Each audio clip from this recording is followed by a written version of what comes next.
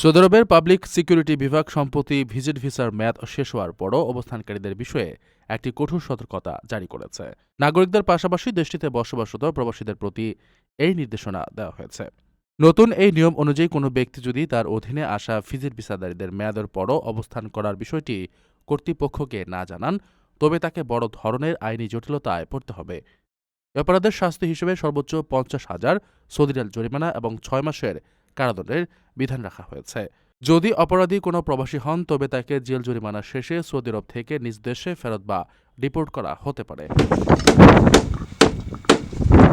সাম্প্রতিক পরিসংখ্যানে দেখা গেছে, গত রজব মাসে আবাসন, শ্রম এবং সীমান্ত নিরাপত্তা আইন লঙ্ঘনের দায়ে প্রায় ১৯,৫৫৯ জনের বিরুদ্ধে প্রশাসনিক ব্যবস্থা নেওয়া হয়েছে।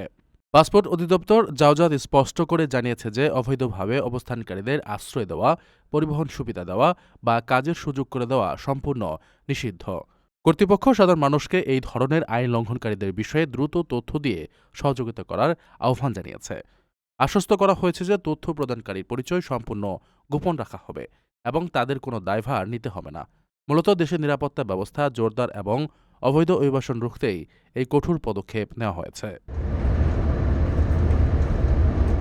আপনার স্বপ্নগুলো আকাশ ছুবে প্রবাসীর হেলিকপ্টারের মাধ্যমে। বিয়ে, জন্মদিন অথবা যে কোনো বিশেষ প্রয়োজনে হেলিকপ্টার ভাড়া করতে যোগাযোগ করুন স্ক্রিনে দেয়া নাম্বারে। প্রবাসীর হেলিকপ্টার, নিরাপদ ও সাশ্রয়ী বাহনের বিশ্বস্ত নাম।